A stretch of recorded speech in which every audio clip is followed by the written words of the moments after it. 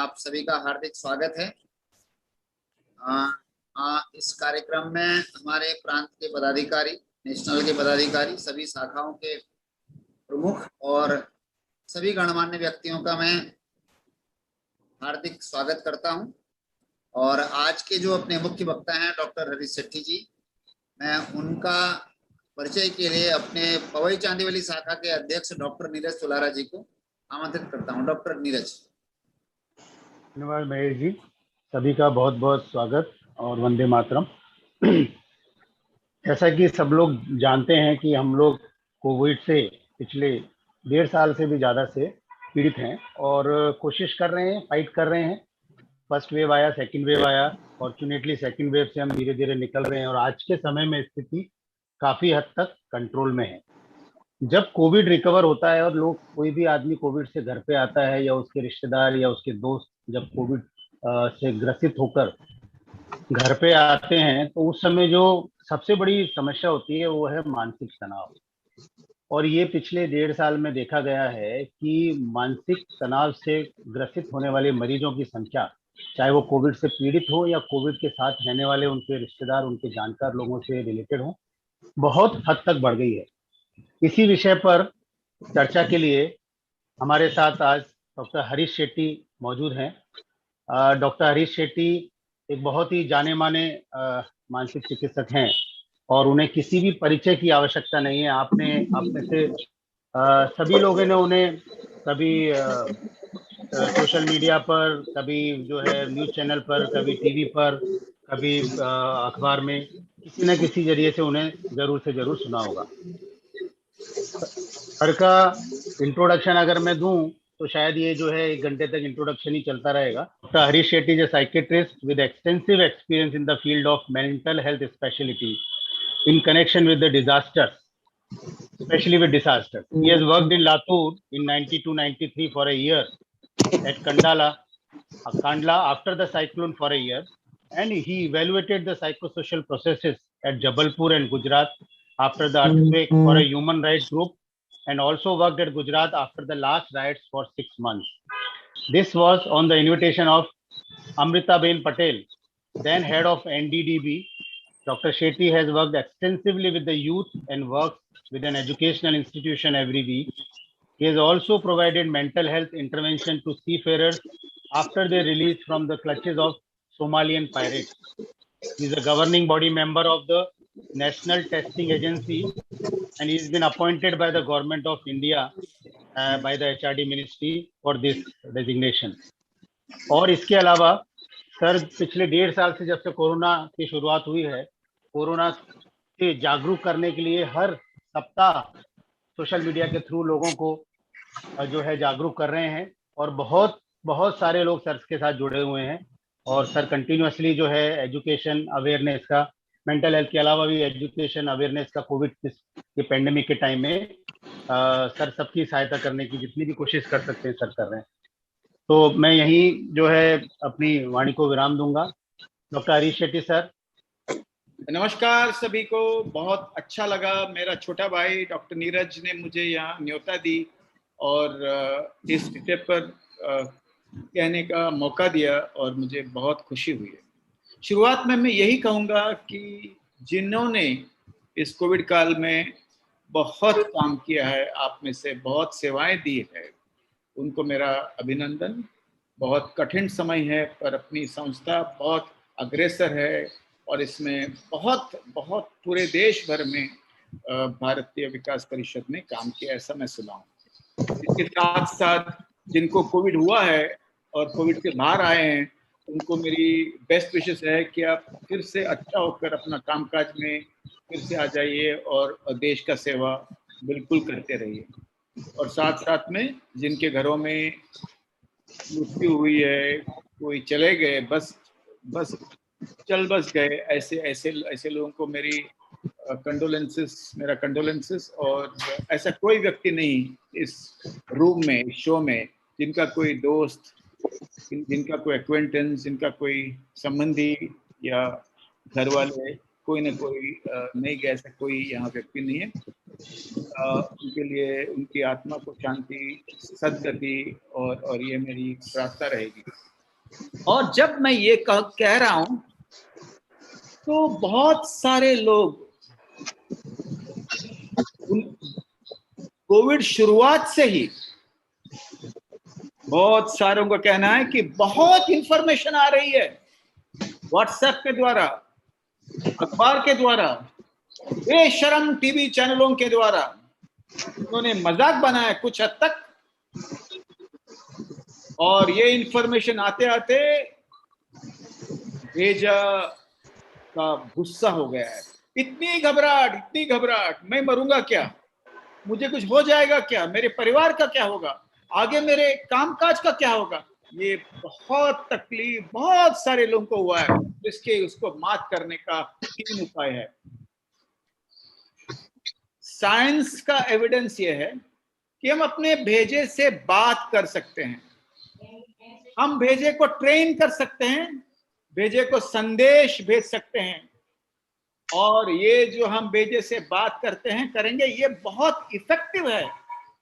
कहने का तात्पर्य ऐसा है कि ये जो कोरोना पैंडेमिक है, ये कोई भगवान का कोई शाप नहीं है, ये साइंस के द्वारा आया हुआ पैंडेमिक है। कोई वायरस कहीं से तो निकला, पता नहीं कहां से निकला, थोड़े समय के बाद, थोड़े सालों के बाद पता चलेगा।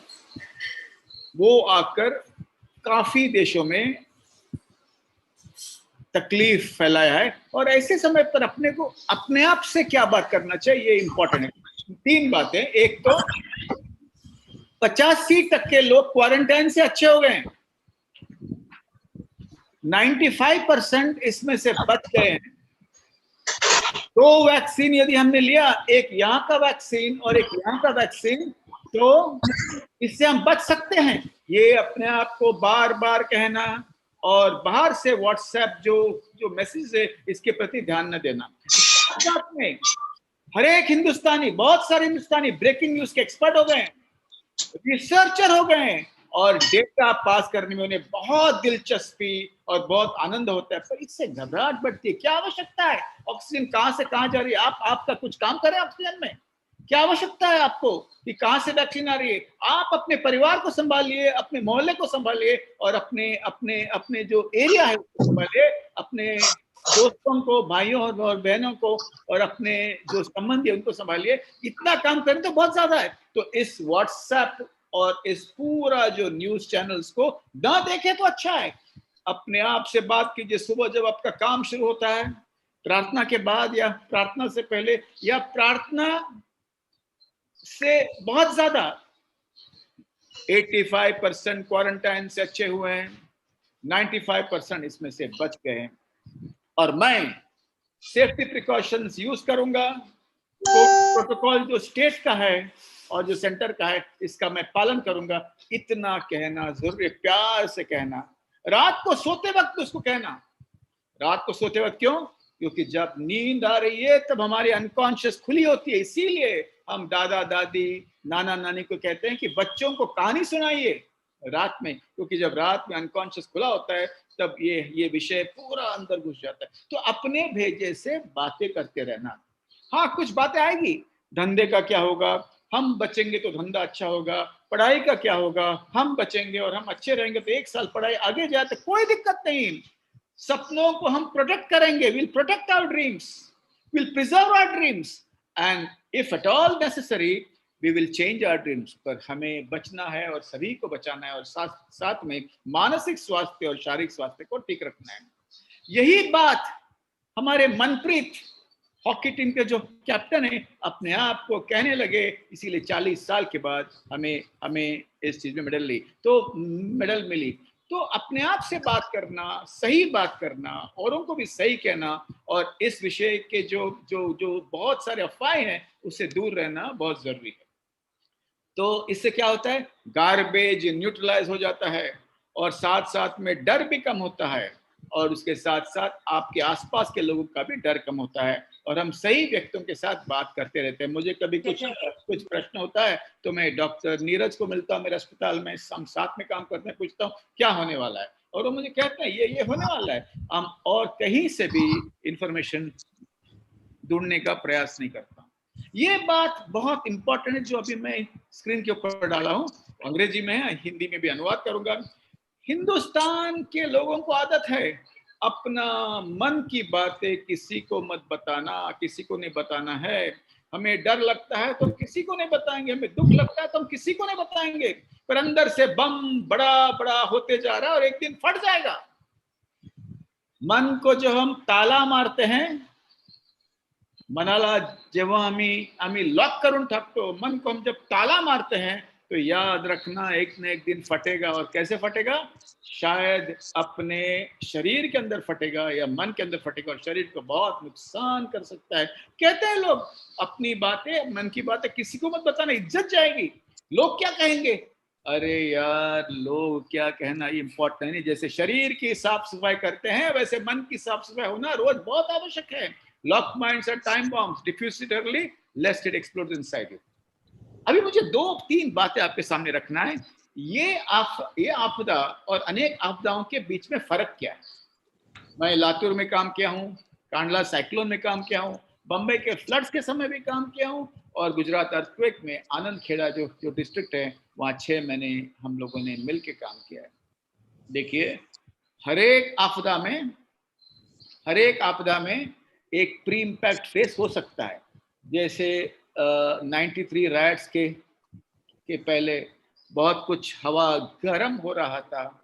जैसे लातूर के 93 के अर्थक्वेक में एक साल पहले बहुत सारे छोटे छोटे अर्थक्वेक्स वहाँ होते थे, छोटे छोटे ट्रेमर्स वहाँ होते थे, और उसके बाद बहुत बड़ा ट्रेमर। इसको हम प्री इम्पैक्ट फेस कहते हैं। हर एक आपदा में प्री इम्पैक्ट फेस होना ऐसा आवश्यक नहीं है। और pre impact first impact phase होती है। इम्पैक्ट फेज यानी जब आपदा होती है अर्थक्वेक में या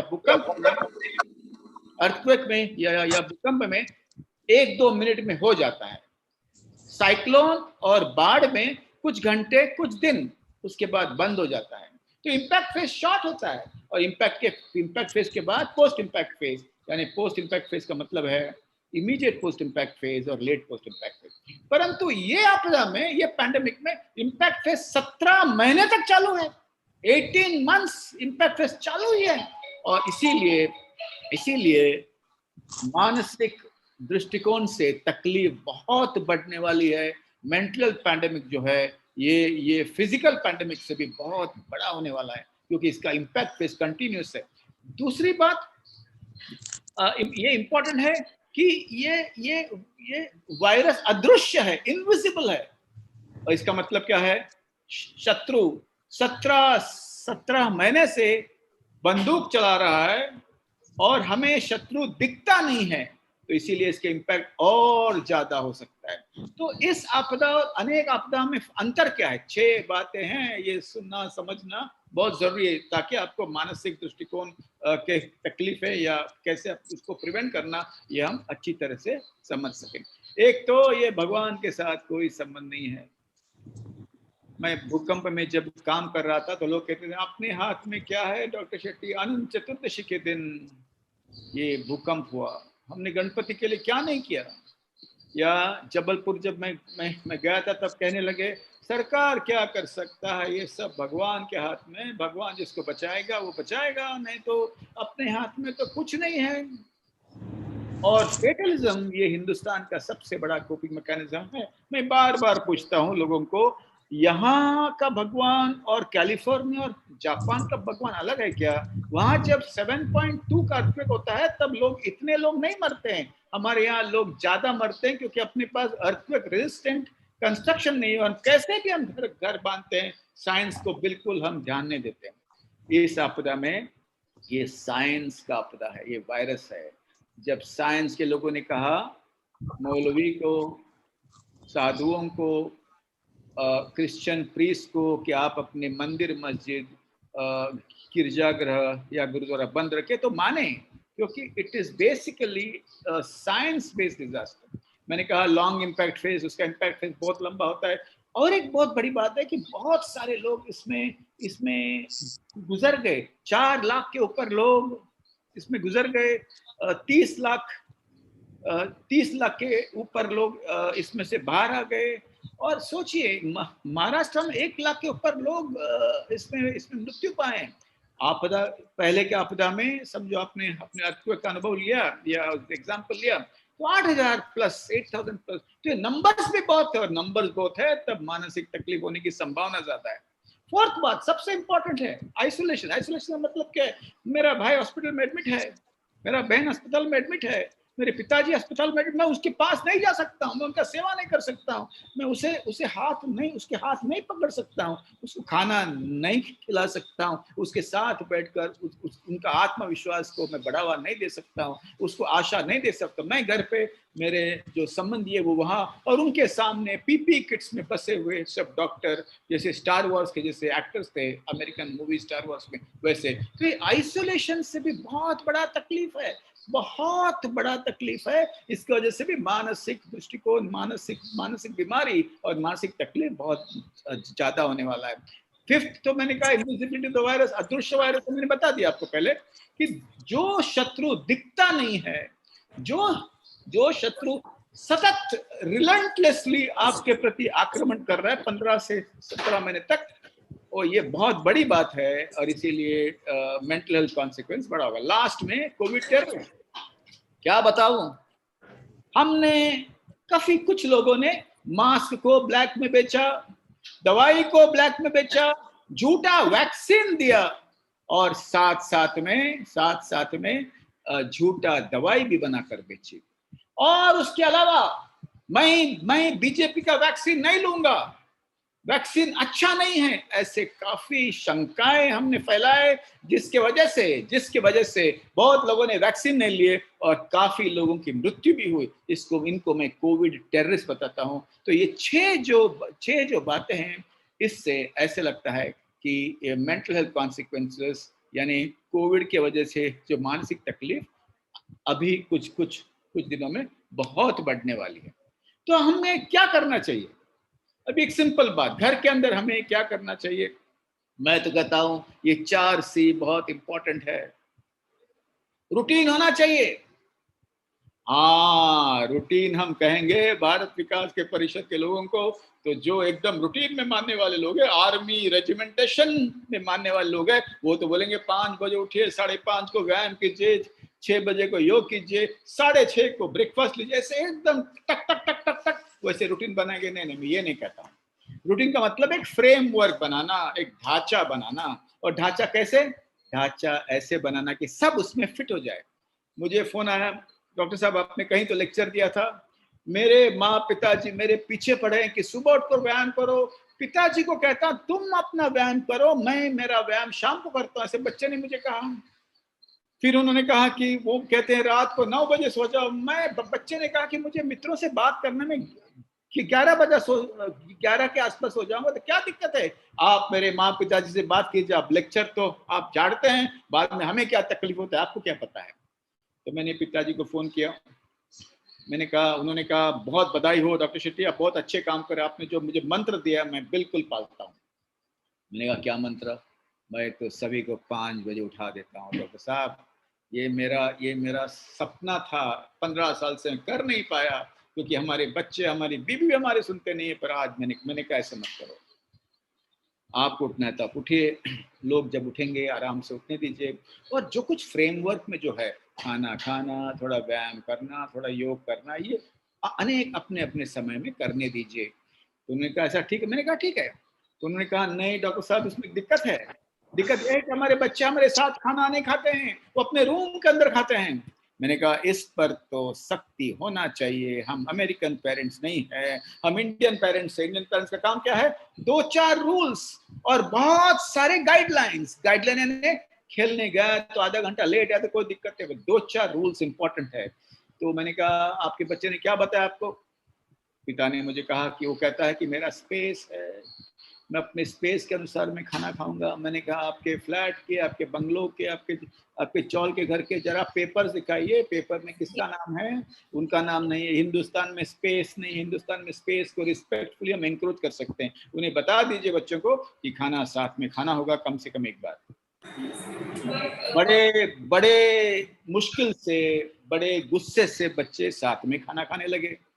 और धीरे धीरे धीरे धीरे 2 हफ्ते के बाद बच्चे और माँ बाप आपस में बात करने लगे। पर एक बेटा ने फोन किया, अंकल एक बात करो ना, मेरे पिताजी हम साथ में खाना खाते तो प्रवचन देते रहते हैं, डॉक्टर साहब आपको पता है हिंदुस्तान में 130 करोड़ प्रवचनकार है, मुझे प्रवचन सुनना नहीं।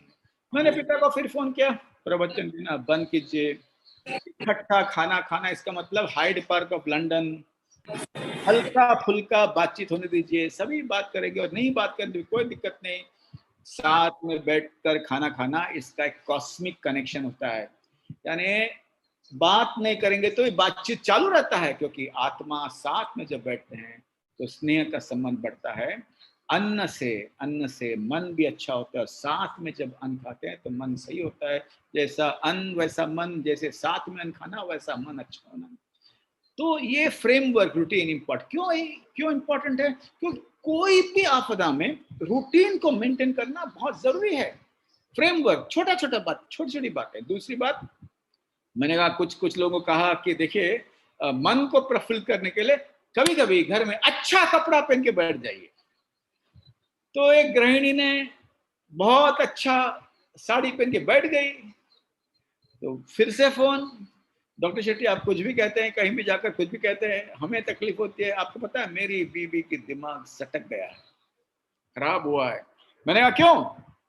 बोलता वो इतना कलरफुल कपड़ा पहन के घर में बैठी, उसका कहने का आपने कहा वो पागल हो गई है। मैंने कहा जनाब, आपदा का मानसिक स्वास्थ्य को संभालने के लिए थोड़ा पागल होना जरूरी है। Being a little crazy is important than being very stoic. कुछ लोग हंसते नहीं है, और जो हंसते नहीं है उनका मन का स्वास्थ्य अच्छा नहीं होगा। थोड़ा अलग से हट के कुछ करेंगे जिससे कोई नुकसान नहीं होगा, उसमें कोई दिक्कत नहीं। कलर से मूड ऊपर आता है और बहुत लोगों को इसका लाभ है। वैसे एक बिग 4 में से एक कंपनी ने, जिनके साथ मैंने वर्कशॉप किया, उन्होंने तो कलर डे बनाया और सभी ऑफिस के लोग ऑफिस मीटिंग्स में अच्छे अच्छे रंग पहन कर आए। तो उनका ये था फीडबैक कि भूल जाते हैं कभी कभी ऐसा कुछ अलग से हम करेंगे तो। तीसरी बात, कॉन्वर्सेशन, बातचीत। रिसर्च का एक कहना है पूरे विश्व में कि कुछ बातें आपदा के समय फायदादायक, वो है कॉन्वर्सेशन। कॉन्वर्सेशन एक कनेक्शन से ज्यादा कनेक्टेडनेस यानी कनेक्टेडनेस यानी लोगों के साथ संपर्क में रहना। और संपर्क में रहना, उसके पीछे भी कुछ पहलू है, मैं बताता हूं आपको। वो पहलू ऐसा है कि ऐसे लोगों के साथ संपर्क न कीजिए जो आपको स्टैटिस्टिक्स दे रहे हैं। ऐसे लोगों के साथ संपर्क मत कीजिए जो अपने आप को डॉक्टर समझते हैं, ये लेना चाहिए दवा, HCQ लेना चाहिए, ये प्लाज्मा लेना चाहिए, रेमडेसिविर लेना चाहिए। नहीं, छोड़ दीजिए, इनसे भी बात मत कीजिए।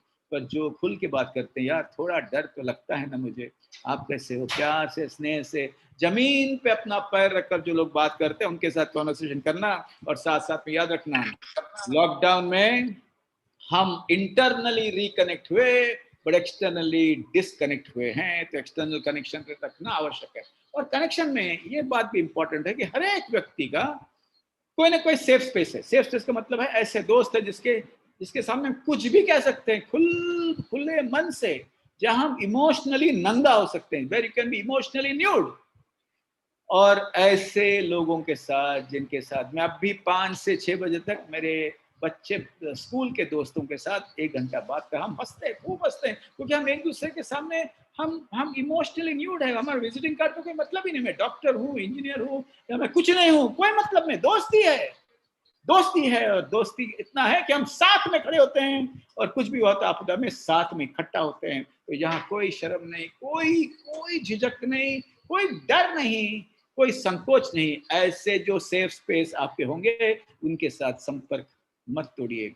और फोर्थ, अच्छा खाना।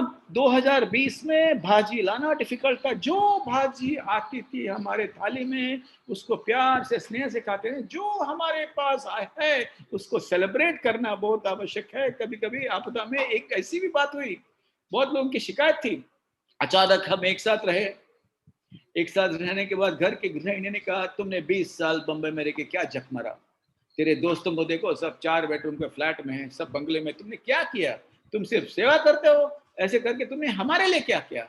मैं, मेरे बहन, मेरे भाई, सभी लोग जो ऐसे भावना अपने मन में रखते हैं, उनको मैं एक ही बात कहूँगा, आपका घर जो है वो छोटा सा यूनिवर्स है। वसुदेव कुटुंबकम का छोटा सा भाग है। It's a little universe in the big universe. और ये लिटिल यूनिवर्स है, जब तक आपको प्यार नहीं है तब तक आप बिगर यूनिवर्स के साथ कनेक्ट नहीं कर सकते हैं, नहीं कर सकते हैं।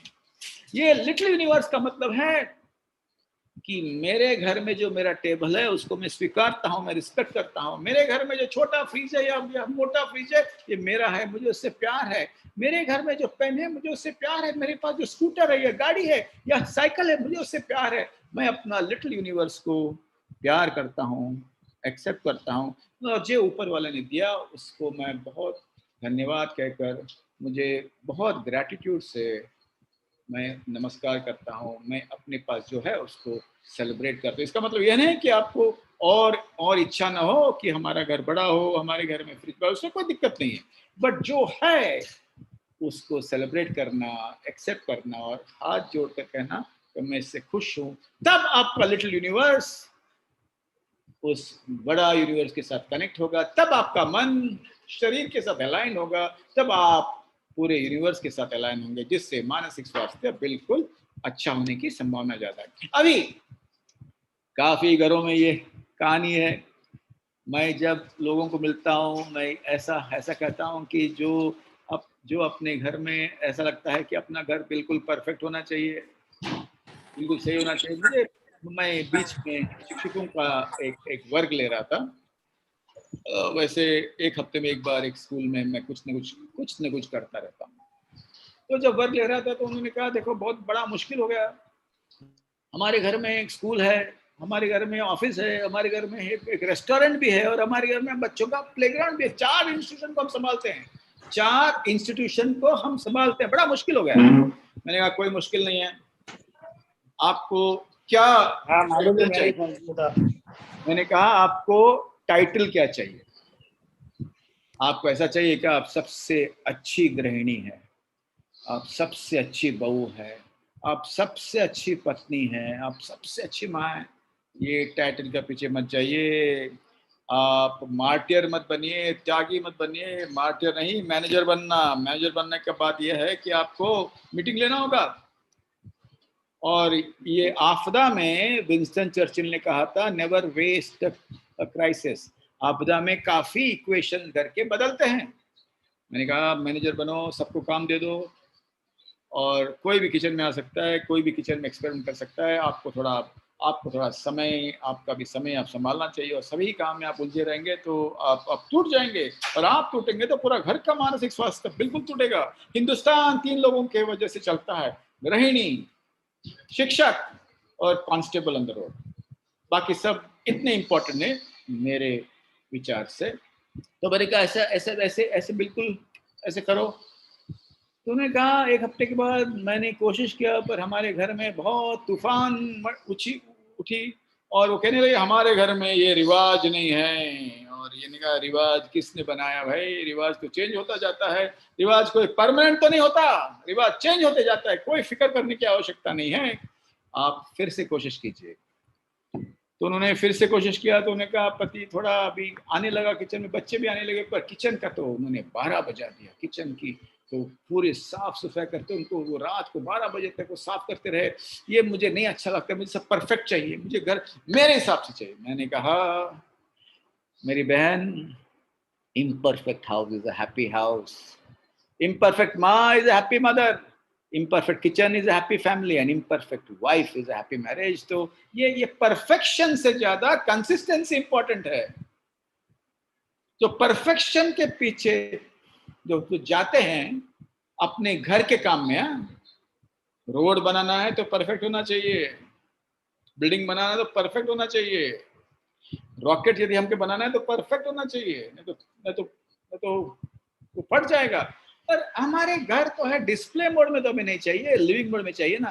तो थोड़ा आगे पीछे हुआ, थोड़ा खाने में थोड़ा कम हुआ नमक, कोई दिक्कत नहीं है, सीखेंगे। पर पार्टिसिपेशन घर का है, इसका मतलब है घर स्वस्थ है, और सभी पार्टिसिपेट करते हैं, इसका मतलब घर स्वस्थ है। तो याद रखिए ये इम्परफेक्शन का कहानी।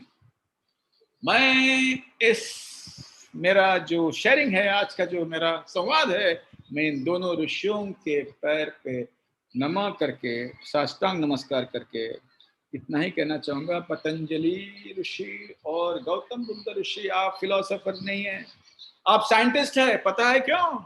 ये हमारे समाज को पता नहीं है, क्योंकि आपने जो साइंस दिया है पूरे पूरे विश्व को फ्री में, इससे बड़ा इन्वेंशन पूरे पृथ्वी में कभी नहीं हुआ। योग ये साइंस है, और ये साइंस आज फायदाजनक है। अमेरिका ने अपने यूएस नेवी के शिप्स में जो सेलर्स हैं वो कहा आप योग करो, अमेरिका ने कहा, यूएस नेवी ने कहा, क्योंकि उन्होंने देखा इसका फायदा है। फ्री में हमने योग बांटा है पूरे विश्व में, हमने पैसे नहीं मांगे, हमने पेटेंट नहीं कहा है। आज विश्व जो है वैक्सीन के इंटेलेक्चुअल प्रॉपर्टी के लिए लड़ते हैं। अरे यार, फाइजर और मॉडर्ना अपने वैक्सीन बनाने का तरीका यदि आपने सभी को बांटा तो कुछ होने वाला नहीं। आपको हमसे बहुत कुछ मिला है, और याद रखिए आपने डिस्कवर किया तो बहुत बहुत खुशी की बात है, but ideas have no ownership.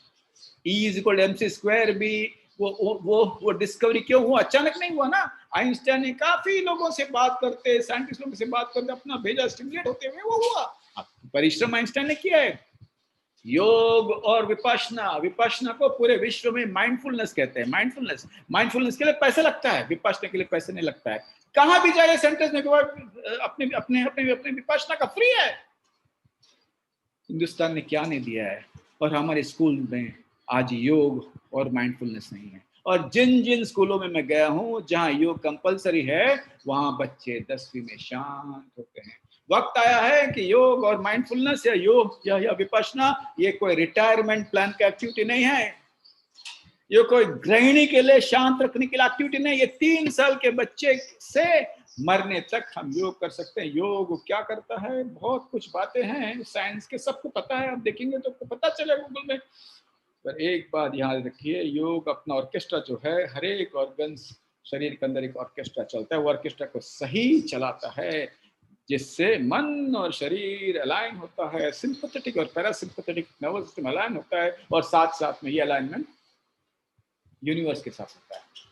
तो इसको रिस्पेक्ट कीजिए, और जहाँ जहाँ स्कूल है ये स्टार्ट होना चाहिए, और इससे इस आपदा में बहुत फायदा हुआ।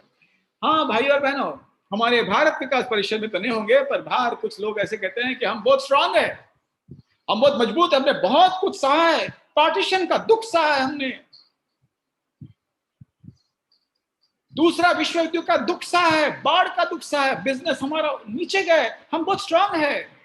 देखिए, हाँ मानता हूँ रोग प्रतिकार शक्ति, इम्यूनिटी इंपॉर्टेंट है, साथ साथ में जिंदगी से लड़ना भी इंपॉर्टेंट है, पर याद रखिए mind is not made of iron और steel, it is made of neurons. इसको नरिश करना बहुत आवश्यक है, इसको संभालना बहुत आवश्यक है। जैसे हम तन को संभालते हैं, वैसे मन के न्यूरॉन्स को संभालना भी उतना ही इंपॉर्टेंट है। तो मैंने कहा 4 इंस्टीट्यूशंस हैं, घर में, ऑफिस, स्कूल, एक रेस्टोरेंट और प्लेग्राउंड। हाँ, कभी कभी नौकरी चली जाती है और उसकी वजह से मन में बहुत तकलीफ होती है, और किसी की भी नौकरी चली जा सकती है। इसमें कोई आप अच्छे एम्प्लॉय हो या खराब एम्प्लॉय हो, आपकी पढ़ाई अच्छी नहीं हुई, पढ़ाई अच्छी हो, ऐसा कोई बात नहीं है। इसमें एक ही बात है मेरे दोस्तों, नौकरी चली गई या सैलरी कट हुआ तो आप उसे कैसे मैनेज करते हैं। जब कोई आपदा आती है तो मन में उथल पुथल होती है, भावनाओं का खेल होता है, और जब नौकरी चली जाती है तो विचार आते हैं शायद मैं अच्छा नहीं हूँ, आई एम नॉट गुड, शायद मैं बॉस हेट्स मी, शायद कंपनी वाले बड़े बदमाश हैं, मैंने क्या नहीं काम किया है। तो गुस्सा, दुख, डर और चिंता होती है, और ये जब होती है तो शर्म भी लगती है। मैं किस मुंह से बताऊं कि मेरी नौकरी चली गई, मैं तो फर्स्ट क्लास फर्स्ट था, मैं तो टॉप परफॉर्मर था, मेरा रिजल्ट सबसे अच्छा था, किसको बताऊं, लोग मेरे पे हंसेंगे। ये भावना से हम जूझते हैं और हम टूट जाते हैं। याद रखना, शर्म से नुकसान होता है, किसी का भी कभी भी जिंदगी में ऊपर नीचे हो सकता है। तो ये शर्म को तोड़ना, हाँ मेरी नौकरी गई क्योंकि परिस्थिति विकट है, मेरी नौकरी गई क्योंकि ये आपदा में कुछ भी हो सकता है, मेरी नौकरी गई, मुझे दुख होता है, मुझे मुझे मुझे मुझे डर लगता है, मुझे गुस्सा भी आता है, मुझे मुझे बहुत शर्म भी आती है, पर मैं इसको अपने अंदर बांध के नहीं रखूंगा। हिंदुस्तान के लोग 2-3 प्रकार से बर्ताव करते हैं, मैं बताता हूँ कैसे बर्ताव करते हैं। कुछ लोग आते हैं घर पे, छुपाते हैं अपने अपने घरवाली से या अपने पति से या अपने बच्चों से, या बच्चे अपने माँ बाप से छुपाते हैं, पर घर के अंदर जब आते हो लोगों को पता चलता है कुछ तो गड़बड़ है, और वो बताते नहीं हैं। पूछा तो कहते कि तुम्हें क्या पता मुझे कितना स्ट्रेस है। दूसरा स्टाइल ऐसा है, घर पे आते हैं, चिल्लाना शुरू, बच्चे अभी तुम्हारा ये पिज्जा बंद करो, और अभी हम कपड़े नहीं लेंगे, और याद रखना 2 भाजी नहीं बनेगी, मेरी नौकरी गई है। इन्फॉर्म करते हैं। जब इन्फॉर्म करते हैं तो सभी फैमिली के लोग अलग अलग कोने में जाके अपना ही मन का चालना करते हैं, अपना मन में सोच लाते हैं क्या होगा, और ज्यादातर लोगों को डर लगती है। पर जब हम कहते हैं घर में आके, देखो मम्मी पापा मुझे कुछ आपसे आपसे आपसे कहना है, या पुरुष कहता है पत्नी देवी मुझे कुछ कहना है, या और जब इकट्ठा बैठकर वो आपस में बैठते हैं और कहते हैं देखो मेरा नौकरी गई है, पर हम सब मिलके कुछ ना कुछ करेंगे, आपके पास कुछ आइडिया है क्या? जब शेयरिंग करते हैं अपनी भावना, तब सपोर्ट मिलता है। और 2 तरह का होता है शेयरिंग, एक एम्पावर्ड शेयरिंग और एक हेल्पलेस शेयरिंग। हेल्पलेस शेयरिंग का मतलब अरे नौकरी गई अभी क्या होगा, अपना क्या होगा कुछ पता नहीं। एम्पावर्ड शेयरिंग का मतलब है हम जब जो मैंने कहा ना, कुछ आते हैं भावनाएं, उसको मैनेज करते करते अपने आप को जब हम संभालते हैं, कहते हैं नहीं नौकरी गई है पर हम सब मिलकर कुछ ना कुछ करेंगे, ऐसे जब कहते हैं एम्पावर्ड शेयरिंग और भावना बांटते हैं, सपोर्ट भी मिलता है। और सपोर्ट क्या कहता है, बच्चे कहते हैं कुछ ना कुछ आइडिया करेंगे, औरत कहती है मैं भी कुछ ना कुछ करूंगा, हम मेरी ताऊजी का एक फैक्ट्री है, वहां मैं कुछ बात करूंगा, और सभी मिल के लड़ते हैं। जब 4 भेजा एक साथ मिलता है तो कुछ ना कुछ नया आइडियाज आते हैं और सोल्यूशन भी मिलती है। और ऐसे समय पर शेयर करके सपोर्ट करना आवश्यक, और सभी को कहना नौकरी गई है, कोई शर्म नहीं, मुझे नौकरी गई है, और साथ साथ में एक ही बात, एक ही फंक्शन में काम करने की आवश्यकता है। कॉर्पोरेट सीडी में या कोई भी सीडी में ऊपर नीचे जाने में क्या दिक्कत है? मुझे आज भी याद है एक सीईओ ने कहा कि मैं भी असाइनमेंट ले रहा हूं, मेरी जॉब चलेगी, मुझे कोई शर्म नहीं है, कंसल्टेंसी करूंगा। मेरे बिल्डिंग में कुछ बच्चों की नौकरी गई है, वो घर में खाने के सामान बेचने शुरू किए, घर बेचते, कोई शर्म नहीं। शर्म रहा तो तकलीफ होगी। किल शेम सीक हेल्प। और सबसे बड़ा चीज तो अमिताभ बच्चन का है, जब वो नुकसान हुए उनको, तो सीधा जाके चोपड़ा जी के घर पे गए, कहा मुझे काम चाहिए। चोपड़ा जी ने कहा कि एक फिल्म मेरा बेटा बना रहा है, मैं उससे बात करूंगा, और मोहब्बतें शुरू हुई, और उससे अमिताभ बच्चन फिर से बाहर आए।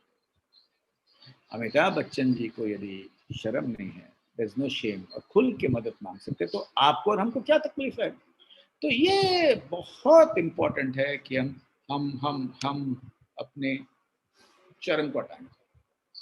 अभी कोरोना, प्राइम मिनिस्टर मोदी ने कहा कोरोना में करुणा होना चाहिए, और करुणा कहाँ से आती मैं बताता हूँ। देखिए जब तक दुख नहीं होता है ना, तब तक करुणा नहीं आती है। और एक बात बताता हूँ, इस आपदा में क्या होता है मैं बताता हूँ आपको। देखो किसी घर में ऐसा न्यूज़ आता है कि आसपास में कोई अपने नेबर का मृत्यु हुई, क्या वो आया शिवपुरी से फोन? नेबर की मृत्यु, अलग अलग चीजों, अलग अलग विचार आते हैं। एक तो डर होती है, अरे यार उससे क्या हुआ, हमें भी हो सकता है, और डर से करुणा मर जाती है। अपने भावनाओं का जो वायुमंडल है उस पर एक चादर बैठ जाता है, और हम करुणा व्यक्त नहीं कर सकते हैं, क्योंकि डर के वजह से हम अपने आप के बारे में सोचते हैं और करुणा व्यक्त नहीं कर सकते। एम्पैथी नहीं होती है, तब एपैथी होती है, डर। यदि करुणा आई, यदि दुख का समाचार आया तो थोड़ा दुख लगा कि मेरे बिल्डिंग के या मेरे मोहल्ले के या मेरे चौल के, मेरे स्लम के कोई गुजर गए। हुआ, इसका मतलब करुणा है। और जब हम करुणा व्यक्त करते हैं तो अपनी अपनी जो करुणा है और बढ़ती है, और बढ़ती है। जिनके घरों में आपने जाके खाना रखा, जो मोहल्ले में आप लोगों ने काम किया, पक्का मुझे पता है भारत विकास परिषद के लोगों ने बहुत काम किया है, और ऐसे करते करते करुणा बढ़ती है। पर उसमें और एक बात है, apathy, empathy and antipathy. Antipathy क्या है? एक पिता कहता है मेरी बहन हॉस्पिटल में है, अभी कोविड वार्ड से बाहर आ गई है, पर वो अभी भी आईसीयू में है क्योंकि कोविड तो उसका गया पर उसके लंग्स अभी तक खराब है, इसीलिए डॉक्टर ने कहा से कुछ समय वहाँ रखना पड़ेगा। बट डॉक्टर ने मुझे बुलाया, मैं जाऊंगा। और जब वो जाने निकलता है, ये सच कहानी है, जाने निकलता है तो बच्चे कहते हैं पापा मत जाओ, हम आपको जाने नहीं देंगे, आपको कुछ हुआ तो हमारा क्या। तो पापा ने कहा बच्चों को, मेरी बहन है, मैं पूरा प्रिकॉशन लेके जाऊंगा, पर मेरी बहन के लिए तो मैं जाऊंगा ही। मुझे मुझे मुझे मुझे लगता है मुझे बिल्कुल जाना चाहिए क्योंकि मुझे प्यार है मेरे बहन से, डॉक्टर ने बुलाया है। और बच्चे बहुत झगड़ते हैं, आपकी बहन होगी पर आप हमारे हमारे पापा है, आपको नहीं जाना है। तो पिताजी बैठते हैं बच्चों के सामने, एक बेटी एक बेटा, तो पूछते हैं उनसे, बेटा 20 साल के बाद आपकी बहन, मैं ये नहीं कहता उन्हें कुछ होना चाहिए, वो अस्पताल में रहेगी तो आप उनका ख्याल रखेंगे कि नहीं? वो तो पक्का रखूंगा। तो ये एंटीपैथी भी हमने इस पैंडेमिक में देखा है। सिर्फ एपैथी नहीं, सिर्फ एम्पैथी नहीं, एपैथी एंड एंटीपैथी। एपैथी क्यों? क्योंकि हम दुख के विचार को हम मैनेज नहीं कर पाते, डर लगता है, डर से करुणा मर जाती है। तो हमें बिल्कुल अलर्ट होना चाहिए कि आपकी एम्पैथी कम नहीं होगी। तो sadness is a flower pot, empathy is a growing plant. बच्चों के भी बहुत बहुत सारी समस्या, मुझे बहुत दुख होता है बच्चों को देखकर। बहुत बच्चे मेरे पास आते हैं, पर कुछ हम घर में बिल्कुल कर सकते हैं। एक तो बच्चे डरते हैं, बच्चे बोर हो गए हैं, बच्चे गेम्स बहुत खेलते हैं, बच्चे इरिटेबल है, बच्चे अग्रेसिव है। एक बच्चे का फोन है, 18 साल का बच्चा था, उसने कहा पता नहीं डॉक्टर शेट्टी, ये हमारे माँ बाप तो हम पर चीखते हैं, गुस्सा करते हैं, बहुत गुस्सा करते हैं, ये कभी ऐसे नहीं थे। मैंने कहा गुस्से के पीछे कारण है, मेंटल हेल्थ में एक कहावत है, behind a behaviour is a story and behind a story there are many stories. तो मैंने कहा ये बात करना जरा आराम से। माँ जब सोती है तो उसके पास जाकर पूछना, माँ आपको डर लगता है क्या? माँ कहेगी हाँ, और जब डर व्यक्त होता है तो गुस्सा कम होता है। पिताजी ने भी कहा डर लगता है, बच्चे ने भी कहा मुझे डर लगता है। माँ ने कहा कि मुझे ऐसा लगता है मुझे कुछ हो जाएगा तो तुम्हारा क्या होगा बेटा? और पिताजी के मन में क्या डर था, मुझे कुछ हो गया तो सबका क्या होगा? और बच्चे के मन में था डर कि मुझे कुछ हुआ तो फिर माँ बाप क्या करेंगे? तो जब डर निकल गया गुस्सा कम हो गया। पर हर एक समय गुस्सा सिर्फ इस छोटे से कारण से नहीं होता। कभी कभी हम घर में मूवमेंट नहीं करते हैं। When there is no movement, there is ill health. When there is movement, there is good mental health. घर के अंदर रहकर भी हम कुछ छोटी छोटी बातें बिल्कुल नहीं, तभी भी गुस्सा बढ़ सकता है। और तीसरी बात, गुस्सा उस समय बढ़ सकता है जब हमें हमारा डर जो है वो पकते हम उसको मैनेज नहीं बिल्कुल करते, तब भी गुस्सा बढ़ सकता है। और बच्चों का, आज भी मुझे याद है, एक माँ ने मुझे फ़ोन किया, मेरा बच्चा 13 साल का है, घर पे नहीं बैठता है, बाहर जाता है, मास्क भी नहीं पहनता, मैं क्या करूँ? मैं कहता है आपने क्या क्या किया अभी तक? मैंने डांटा, मैंने उसे कहा कि मैं तुझे आईफोन ला के दूंगा, मैंने कहा तुझे जो चाहिए खाना मैं दूंगा, मैंने कहा तुझे जो चाहिए मैं करूँगा, मैंने कहा तुम पढ़ाई भी मत करो, फिर भी वो माना नहीं। तो मैंने कहा आपके फैमिली में कितने लोग हैं? उन्होंने कहा 4 लोग हैं, मैं, हमारा पति और 2 बच्चे। मैंने कहा इतने लोग हैं क्या? हिंदुस्तानी फैमिली है, बड़ा फैमिली होता है, साथ में नहीं रहते तो क्या हो गया?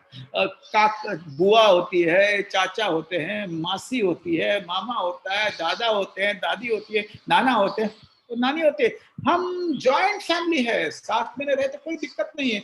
मैंने कहा आप अपने भाई को थोड़ा पूछो उनके साथ बच्चों का संबंध अच्छा है? बोले बहुत अच्छा संबंध है, मेरा बेटा तो उसकी मामा को बहुत मानता है। मैंने कहा बताओ ना।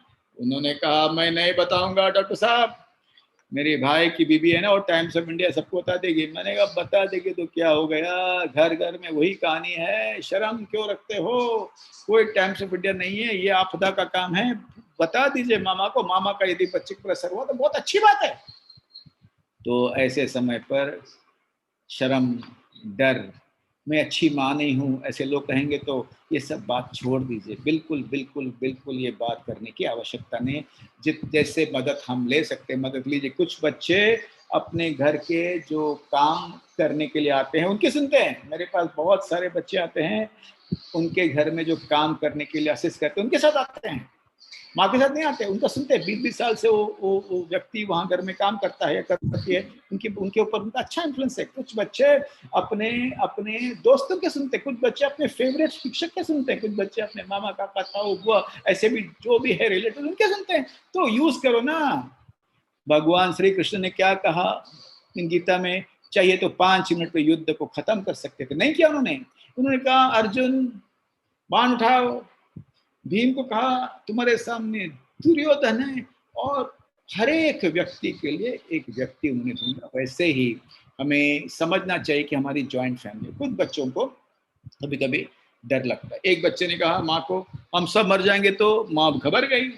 माँ आई मेरे पास, ये बच्चा ऐसा कहते, मैंने कहा उसे थोड़ा समझाओ यार, उसे बात करो, ये डर का सिम्टम है, उसे रीअश्योर करेंगे तो अच्छा होगा। और जो घरों में रोज कोविड की बात होती है आज भी, उन घरों में बच्चे डरते रहते हैं। बच्चे ऑनलाइन पढ़ाई करते हैं। कुछ माताओं को बहुत दिक्कत है कि ऑनलाइन पढ़ाई में मार्क्स नहीं मिलती। अरे यार छोड़ो यार, 1 साल का गैप ईयर है तो क्या हो गया, बर्थडे ऐसा है समझो, 1 साल का बर्थडे लेट हुआ, कोई फर्क नहीं होने वाला। नीट में यदि इस बार पास नहीं हो तो अगले बार देंगे, जेई आज नहीं इस बार नहीं हुआ तो अगले बार देंगे, और ये 10वीं का मार्क्स 97 98 सबको मिला है। ये कोई फिक्र मत करना, ये वक्त है अपने आप को रेजिलिएंट बनाना, अपने आप को स्ट्रांग बनाना। क्योंकि ये बच्चे जब दादा होंगे और ये बच्चियां जब दादी और नाने होंगे तो बताएंगे 2019 में हमारे यहाँ कोविड आया था, हमारे माँ पिता ने ये सब किया, इससे हमने ये कुछ सीखा। ये जो सीख है ये इंटरजेनरेशनल लर्निंग बनेगी। अभी कुछ बच्चे गेम्स खेलते हैं, रात भर भी खेलते हैं, रात को बैठते हैं। ऐसे बच्चों से बातचीत करना पड़ेगा। दादागिरी करके कुछ होने वाला नहीं, फोन तोड़ने से कुछ होने वाला नहीं, फोन फेंकने से कुछ होने वाला नहीं। बातचीत करके धीरे धीरे उसको समझा के थोड़ा थोड़ा कम करना और आगे उसको संभालना इम्पोर्टेंट है। कुछ बच्चे अक्सर रात भर खेलते हैं, उसको काउंसलर्स की आवश्यकता है, उसको साइकियाट्रिस्ट की आवश्यकता है।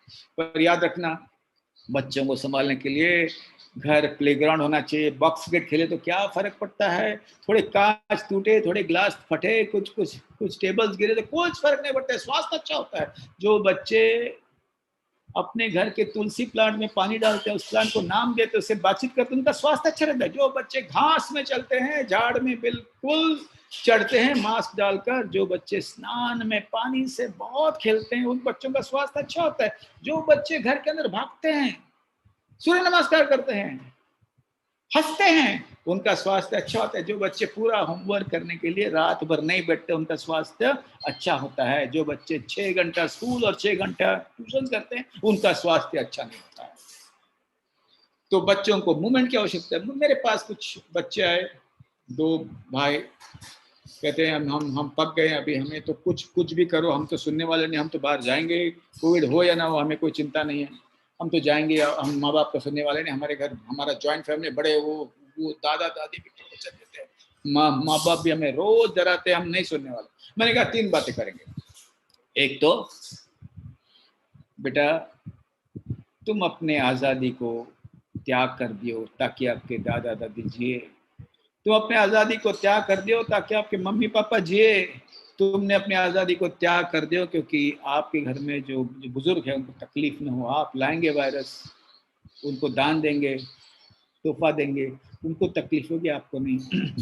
दूसरी बात, मैंने कहा घर में बच्चे ठीक है 2 हफ्ते में एक बार आप लोग बाहर जाके भाजी लाते हैं ना, 1 हफ्ते में एक बार, तो आप लाइए भाजी, मास्कवा पहन के, और मस्तुआ पहन के आप भाजी लाएंगे और साथ साथ में अपने दोस्तों को फोन कीजिए, उनके माँ बाप को हम अपने घरों में भाजी लाएंगे पर और कुछ नहीं करेंगे, और हम हंसते हंसते वहाँ इकट्ठा होंगे, दूर रहकर बात करेंगे, हाई फाई नहीं करेंगे, हाथ में सैनिटाइजर रहेंगे, मास्क पहनेंगे और हंसेंगे बाहर जगह खुले हवा में, तो आपका मुड़वा अच्छा हो जाएगा। बहुत इंपॉर्टेंट है। और याद रखना बच्चे, सूरज यदि दिखता तो सूरज को देखना, चांद दिखता है तो चांद को देखना, और यदि आपके घर में कोई पक्षी है तो उससे बात करना, यदि घर में आपके घर में कुत्ते हैं, पेट्स है तो उससे बात करना, और या 2-4 तो प्लांट्स होना चाहिए, किचन गार्डन होना चाहिए, रोज पानी डालना, इससे जो शांति मिलती है मैं कहता हूँ कहीं नहीं मिलती। और ऐसे करते हुए भी यदि आपको नींद नहीं आती हो, यदि आपको गुस्सा बहुत आती है, यदि आप मन को शांत नहीं रख सकते तो साइकोलॉजिस्ट और साइकियाट्रिस्ट को मिलना बहुत जरूरी है।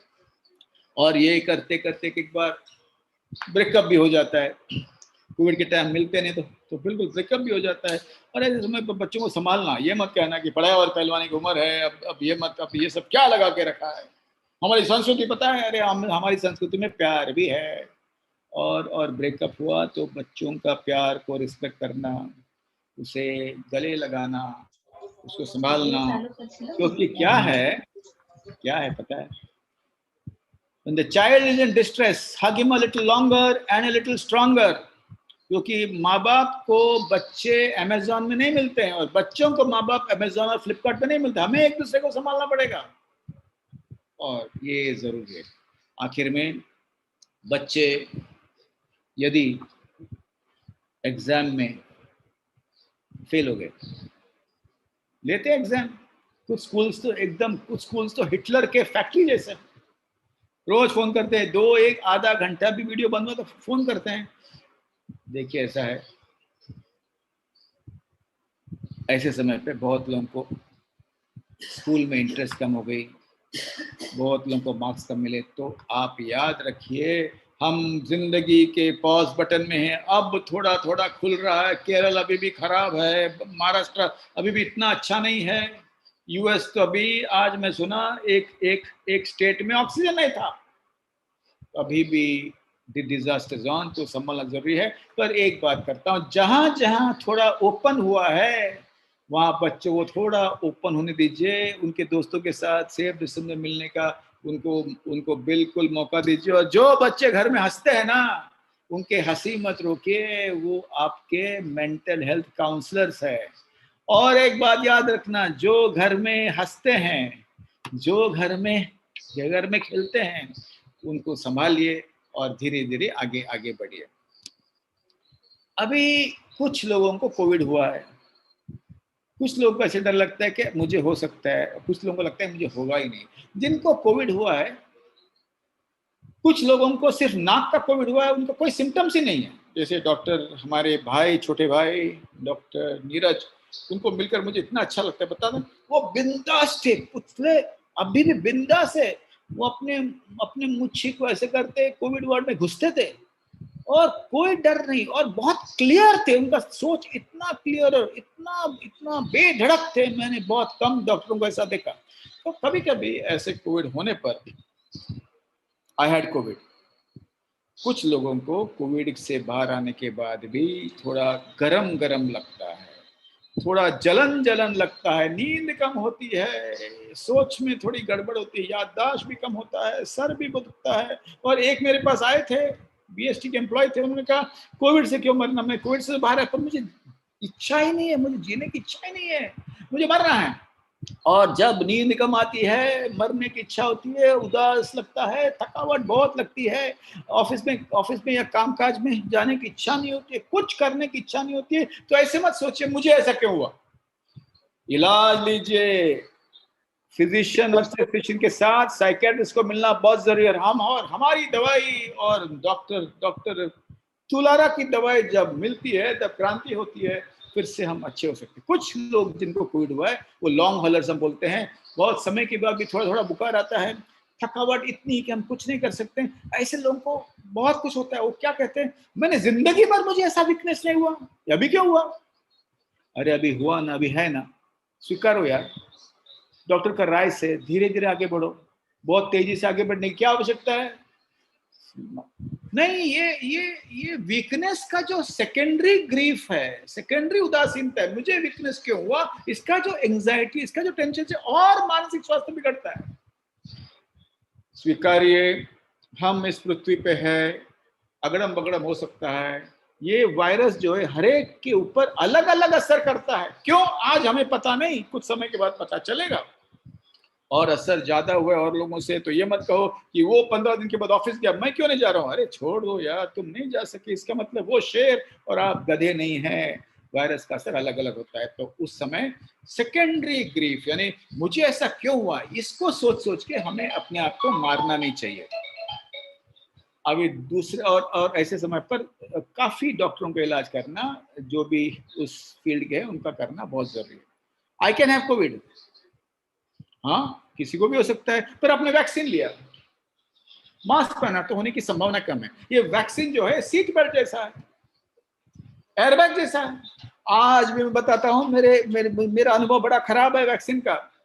आज भी हमारे हॉस्पिटल के 3 डॉक्टरों ने वैक्सीन नहीं लिया।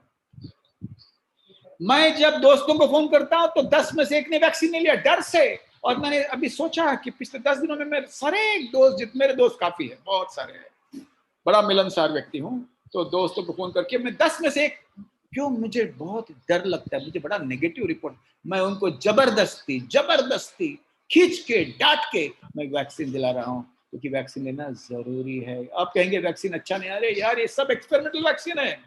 याद रखना, कोविड आने के बाद साइंस ने बहुत को 1 हफ्ते में हमने कोविड वायरस को डिकोड किया और 1 साल में हमने वैक्सीन बनाया। हिंदुस्तान में, बंबई में, हिंदुस्तान में 4 वैक्सीन है, कल 1 वैक्सीन को अप्रूवल मिला और 2 वैक्सीन आने वाले हैं। वैक्सीन लेना जरूरी है, क्योंकि life is all about the best available. कहते हैं आइडियल वैक्सीन नहीं है, अरे आइडियल फर्स्ट जनरेशन वैक्सीन, ये एक्सपेरिमेंटल वैक्सीन के बाद नए वैक्सीन आएंगे कुछ समय के बाद, वो इससे अच्छे होंगे, पर life is all about the best available. ये वैक्सीन बेस्ट अवेलेबल है, इसे बिल्कुल लेना आवश्यक है। I can never have Covid. ऐसे भी लोग हैं जो कहते हैं मास्क नहीं बिल्कुल पहनेंगे, मास्क नहीं पहनेंगे, कुछ नहीं करेंगे। हमने कुछ बच्चों को इकट्ठा करके, 18 से 25 साल के बच्चों इकट्ठा करके मास्क का कैंपेन शुरू किया है, जो हम डांट के नहीं, प्यार से, अंकल मास्क पहनो ना, मैं ला के दूं क्या आपको, अंकल जरा मास्क ऊपर पहनो ना। युवकों को ऐसे सेवा कार्य में यदि हमने इन्वॉल्व किया तो युवक सही रहते हैं, शांत रहते हैं। मेरे अनुभव से और इवन माई रिसर्च से, जो युवा घर का काम करते हैं, जो युवा सेवा करते हैं, वो शांत रहते हैं। Giving is living and living helps you to really keep yourself calm. और ऐसे करते करते मुझे क्यों कोविड हुआ, इस पर मुझे ही क्यों हुआ, ये ना सोचकर मुझे हुआ, मैं से रिकवर हो गया हूँ, मेरे पास एंटीबॉडीज है, ये सोचना जरूरी है। गुस्सा, उदासीनता, स्ट्रेस, डिप्रेशन, हेल्पलेसनेस यदि रहा, बहुत ज्यादा रहा, आपके घरगुती इलाज से भी कम नहीं हुआ, तो उसका इलाज करना, साइकोलॉजिस्ट के पास जाना चाहिए। पत्रिका देखने की आवश्यकता नहीं, पत्रिका देख के कोविड के सिम्टम्स कम नहीं होते हैं। साइकोलॉजिस्ट या साइकियाट्रिस्ट के पास जाना आवश्यक है। और हाँ, स्तोत्र पढ़ के भी गुस्सा कम हो सकता है, पर देखिए जब मन का फ्रैक्चर है ना, तब ये स्तोत्र पढ़ के कुछ होने वाला नहीं है। सबसे इम्पोर्टेंट ये है कि हम उसका इलाज करें।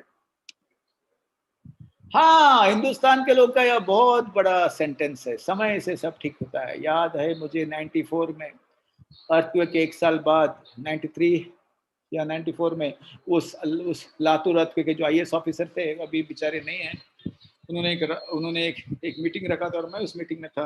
कुछ लोग थे जिन्होंने अर्थक्वेक में कहाँ काम कर रहे थे। उन्होंने कहा हमने घर बांधे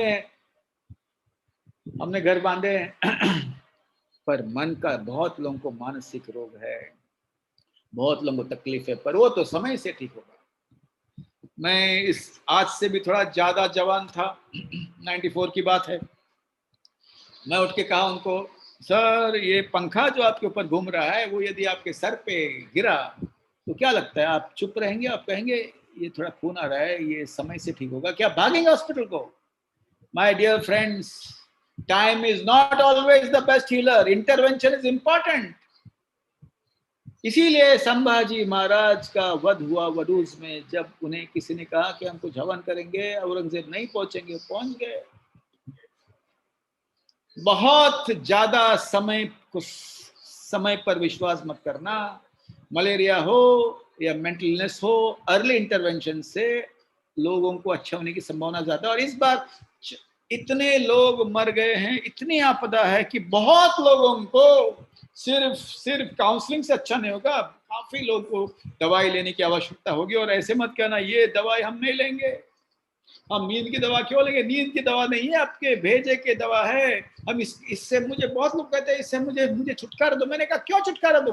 तुम 45 साल से खाना खा रहे हो, आपने कभी कहा मुझे खाना से दो छुटकारा? तू कहते तो खाना है, ये इसकी कोई आवश्यकता नहीं दवाई की। मैंने कहा दवाई नहीं है, खुराक है।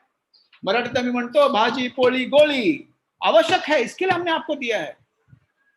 डायबिटीज की दवा होता है, हाइपरटेंशन की दवा होती है, एपिलेप्सी की दवा होती है।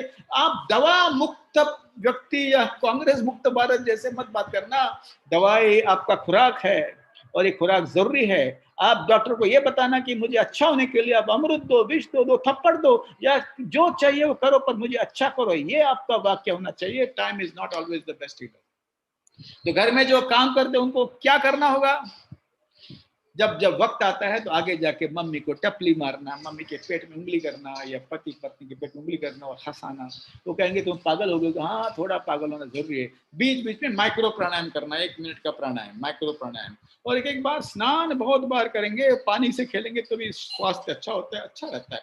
और 20-20 क्रिकेट, 20 मिनट स्क्रीन पे और 20 सेकंड इधर उधर देखकर थोड़ा 20 सेकंड का गैप देना जरूरी है। और बिना कारण आप हंसेंगे तो स्वास्थ्य अच्छा रहता है। और आखिर में बहुत सारे घरों में मृत्यु हुई होगी और तब तकलीफ बढ़ता है। शुरुआत में सरकार अंतिम संस्कार करती थी, अब हम करते हैं। मेरे घर में भी 2 व्यक्ति गुजर गए और एक को तो मैं खुद जाके अंतिम संस्कार किया। मेरे साथ मेरा भांजा था, हम दोनों फूट कर रोते थे और एक दूसरे को हम संभालते थे। पर हिंदुस्तानी घरों में ऐसा नहीं है। एक व्यक्ति होता है जो अपने आप को बहुत स्ट्रांग समझता है। वो कहता है कि मैं इस घर का नींव हूँ, मैं इस घर का पिलर हूँ। यार, कोई भी घर एक पिलर से नहीं संभलता है, कोई भी बंगला एक पिलर से नहीं संभलता। हर एक घर में पिलर्स है, छोटे पिलर, बड़े पिलर, मीडियम पिलर्स है। और हर एक में रेजिलियंस है, हर एक में आपदा फेस करने का हिम्मत है। हम उनको अंडर एस्टिमेट नहीं करना चाहिए। तो बड़ा पिलर छोटा पिलर को सांत्वना दे सकता है, मीडियम पिलर बड़े पिलर को सांत्वना दे सकता है। एक दूसरे को हेल्प करना ये जरूरी है। हम ना कि हम ऐसे स्टॉइक बने, मोहब्बत के अमिताभ बच्चन जैसे। रोना अनिवार्य है। भगवान आंसुओं की 2 जो बाल्टी दी है वो फुकट में नहीं दी है। पुरुष नहीं रोते हैं हिंदुस्तान में, इसके लिए जल्दी मरते हैं। महिला रोती है बिना शर्म से, इसके लिए थोड़ा और लंबा पुरुषों से वो जीते हैं। जो परिवार एक साथ रोता है वो एक साथ अच्छा होता है। तो याद रखिए, पिलर नहीं, pillars. Many pillars in the house help to heal. And एक बात याद रखिए, घर में यदि किसी का मौत हुआ हो, आपस में बात कीजिए। याद आती है तो आपस में बात कीजिए, जब आंसू आती है तो बिल्कुल रोइए। और एक बात, मेरा अनुभव है कांडला में, जब मैं काम करता था तो एक घर में एक माँ और 2 बेटे थे। उनकी पत्नियां वो साइक्लोन में वो गुजर गए। और जब गुजरने के बाद वो तीनों एक साथ खाना नहीं खाते थे, क्योंकि जब एक साथ मिलते थे तब उन्हें आंसू आते थे। आंसू नहीं आना चाहिए, इसलिए दूर भागते थे। जो बह गया वो पानी है, जो रह गया वो जहर है। याद रखना, जो आंसू को रोकने का प्रयास करते हैं उनका शरीर टूट जाएगा, उनके ऑर्गन्स खराब हो जाएंगे, उनका मन में तकलीफ बढ़ेगी। वो खुशी और दुख अनुभव करने से वो बिल्कुल अलग हो जाएंगे। उन्हें बिल्कुल नहीं होगा अनुभव करना। इसीलिए जो बह गया वो पानी है, जो रह गया वो जहर है। और साथ देना। और याद रखना कि हर एक बिल्डिंग में एक पिलर पे नहीं खड़ी होती है, 1000 पिलर होते। तो हमारे घर में भी अलग अलग पिलर से बच्चों से लेके बड़े तक एक दूसरे को मदद कर सकते हैं। Cry together, heal together. आखिर में मुझे इतना ही कहना है कि पंचामृत, ये मेरा फेवरेट वाक्य है। पंचामृत से मन अच्छा होता है, उसके पहले मेंटल हेल्थ कॉन्सिक्वेंसेस में 3-4 बीमारी है। पैनिक डिसऑर्डर, इसका मतलब है बहुत छाती तेज भागना, डर होना कि मुझे कुछ हो जाएगा। एक सर्जन मेरे पास आए थे, आईसीयू में एडमिट थे। घर आने के बाद उन्हें नींद नहीं आती थी। मैंने कहा आपको दवाई लेना चाहिए। दवाई उन्होंने लिया नहीं। डॉक्टरों का इलाज करना सबसे मुश्किल है। फिर कैसे भी करके मैंने समझा के दिया, कुछ दिन दवाई ली, अच्छे हो गए, पैनिक अटैक्स गई, बिल्कुल चली गई। दूसरी बात, वॉशिंग की आदत, इलाज से जल्दी अच्छे बिल्कुल हो सकते हैं, और उसमें साइकोलॉजिकल ट्रीटमेंट, कॉग्निटिव थेरेपी या मेडिसिन या दोनों की आवश्यकता पड़ती है। तीसरा, पोस्ट ट्रॉमेटिक स्ट्रेस डिसऑर्डर, इसका मतलब है बहुत सारे चित्र सामने आना। एक पेशेंट ऐसे थे कि वो एडमिट थे आईसीयू में। वो जब एडमिट थे, कुछ लोग एक्सपायर हो गए, तो शव जब बाहर जाती थी, तब वो चित्र उनके सामने आता था। वो सभी पीपी किट में जब थे डॉक्टर, उनका चित्र उनके सामने आता था। वो चित्र नहीं जाती थी, बार बार आती थी। इसको हटाने के लिए जल्दी से इलाज करेंगे तो जल्दी अच्छा हो जाएंगे, लेट करेंगे तो काफी समय तक रुक सकता है। इसके अलावा भी उदासीनता, डिप्रेशन, कभी कभी वेरी रेयरली साइकोसिस, यानी कान में आवाज आना, गुस्सा आना, रियलिटी से दूर होना, ऐसी बीमारी हो सकती है, उसका इलाज होना चाहिए। आखिर में पंचामृत सभी के लिए फायदादायक है। योग 15 मिनट प्राणायाम करना, ज्यादा नहीं, 15 मिनट करना। अरे श्वास लेने में बहुत ताकत है। ये कोई हिंदू, मुस्लिम, क्रिश्चियन का श्वास होता है। प्राणायाम से बहुत कुछ होता है, मैं अभी नहीं बताऊंगा, वो आपको पता है, आप देख लेना।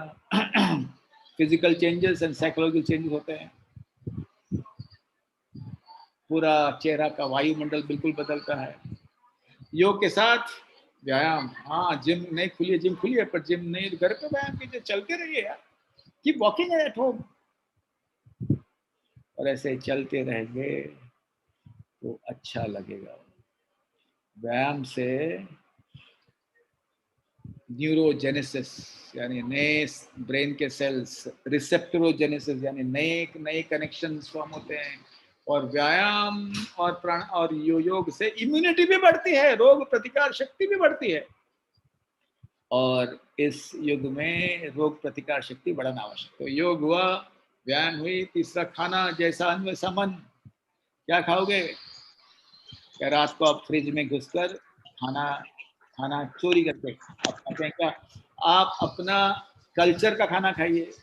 उसमें हीमोग्लोबिन कम नहीं होना चाहिए, विटामिन ठीक होना चाहिए, ग्लैंड्स, थायराइड ग्लैंड अच्छा रन होना चाहिए। तो बहुत ज़्यादा खाना, बहुत कम खाना खराब है। बहुत ज़्यादा उपवास भी मत कीजिए। और ये योग, दूसरा व्यायाम, खाना। चौथा, नींद से खिलवाड़ मत कीजिए। भेजा को गुस्सा आया तो भेजा स्ट्राइक पे जाएगा, भेजा स्ट्राइक पे गया तो आपके पैंक्रियास इंसुलिन नहीं देंगे, आपके पैंक्रियास इंसुलिन देंगे तो आपका पेट बहुत एसिड फेंकेगा, आपका लिवर कहेगा मैं शरीर को साफ नहीं करूंगा, अपना किडनी कहेगा कि शरीर को साफ नहीं करूंगा। नींद से खिलवाड़ मत कीजिए। Sleep deprivation is worse than insomnia.